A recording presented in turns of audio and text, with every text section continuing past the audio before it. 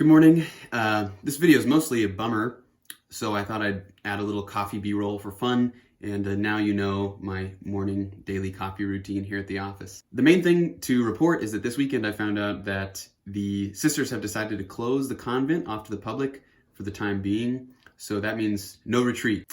I was still really planning on it and hoping to have it, especially because we'd be a pretty small gathering, and the goal was actually to kind of get away from everyone. That was the point of the retreat, basically practicing social distancing. We weren't going to do too much in closed quarters or tight groups. It was really hopefully going to be a chance just to exit kind of like our daily routine, set our phones down, spend some time alone in prayer, and come together for reflections and for liturgy of the hours and things like that. So yes, first thing is no more retreat. Second thing is, and the good news really, is that the retreat itself is pretty nimble. That is to say, it'd be pretty easy to do kind of at any time on fairly short notice. A lot of times when I plan these sort of things, there's all these entities involved and you gotta make sure you coordinate dates and times and budget with all sorts of different people. But for this, there's no big time speaker to fly in. There's no food outside catering because everything is there at the mother house. The lodging is all at the mother house. I mean, it's pretty simple. So the good news is, if we want to do it, and if it's something you're still interested in, please let me know, and let me know a good time of year that you think that would work. Let's just hope that all of this coronavirus stuff is over as soon as possible, that the fear is quelled as soon as possible. And considering that, let's open up the possibility of sometime this summer or maybe early fall when it would work well to try something like this again. So please respond to me via email, text, whatever, with any ideas or any thoughts about when that would work, if you're still interested. And if you're not interested and you think, woo, I dodged a bullet on that, good thing I don't have to go to the retreat, let me know that too, so that I don't waste any time planning it. If you were already kind of preparing your heart for the retreat, kind of planning on setting aside some time to pray that weekend, still do it. Obviously, it won't be quite the same as you were hoping or as I was hoping.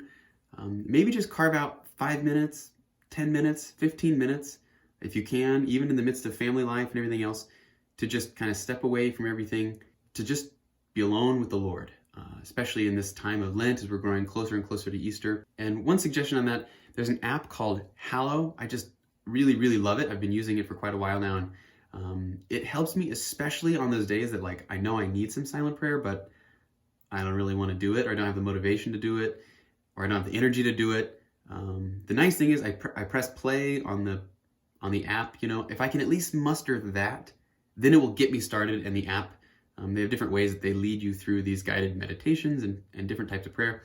I just really love it. So I will put the link to that in the description of the video. And maybe that's all you need is an encouragement to pray, an encouragement to take some time this coming weekend for silence. And if you need help as far as a guide, like what the heck do I do when I'm trying to sit here quietly and my mind is everywhere, try the app, give it a shot. I know it's not great. Bringing our cell phones, which already cause a lot of noise. It seems kind of counterintuitive maybe to bring a cell phone into that time of prayer, but it's been really helpful for me, and so maybe it'll be helpful for you too. And that's it. Oh, I also will be refunding your money, so check for that. Please make sure that it happens. I'll do my part here, but in case it doesn't work out, please let me know if you don't get your money back on your card. And thanks though for registering and for being willing to give it a shot. I guess the only comment that I really care to make on the whole coronavirus issue is that we hurt each other and we hurt our relationship with God through sin. And we actually deserve death, and we deserve worse than the coronavirus has to offer. But God asks us to turn to Him, to ask for His mercy, to call upon that, and so we do that. And I encourage all of us to recognize the ways in which we've turned away from God, and in repentance turn our hearts back to Him.